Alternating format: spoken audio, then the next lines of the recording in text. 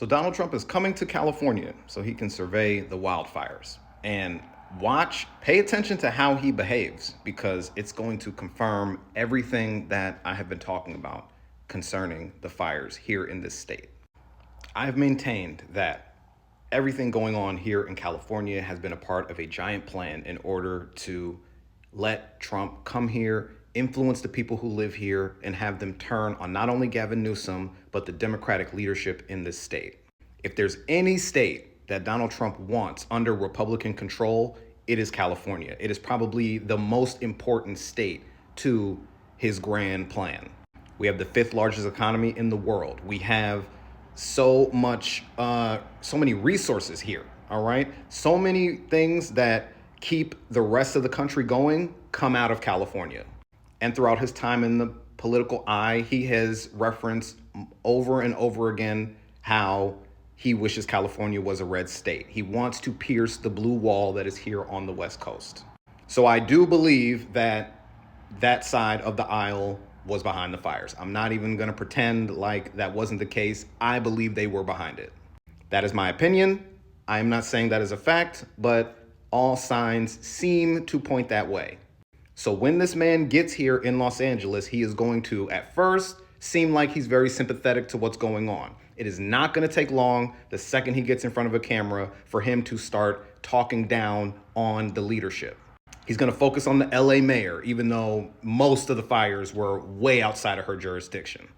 He's going to focus on Gavin Newsom, even though this was quite literally a natural disaster. There's no policy that could be put in place to stop 100-mile-per-hour winds and literal fire tornadoes.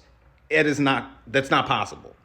But Donald Trump is going to do everything he can to put the blame of a natural disaster on the Democrats, because he wants people to hate them. He wants people to hate them in the state, and he wants people to ultimately change their vote and go Republican. And once this state has even a Republican governor, even if every other lawmaker, even if every other elected official is Democrat, if that governor is Republican, Trump has accomplished everything he needed to accomplish. So please pay attention. Please stick to the facts. Please listen to people who live in this state, who live around that area, who understand how these fires work.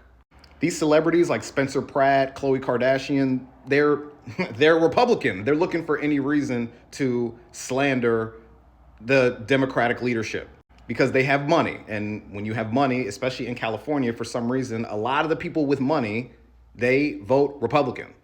But at the end of the day, the reason why they benefit so much and have made so much money is because of the democratic and progressive policies that have opened up the door for economic growth and stability here in California. But this man is without a doubt going to come here and do what he always does, and that is lie, lie, lie. He's going to lie like a rug. He's going to talk about the fire hydrants being empty. They were not empty. He's going to talk about the reservoirs not having water in it. That is also false. I promise you, this is all part of the plan, and you're all going to see it. The second he gets in front of a camera, he is going to talk wild shit and is going to be 90% lies about California. But it's important that we prepare for that. It's important that, especially if you live in this state, we continue to talk about the facts of what happened, the facts of how this stuff works, because the one-man propaganda machine known as Donald Trump is about to come out here and lie about things happening in this state that he does not live in and he has never understood the politics of.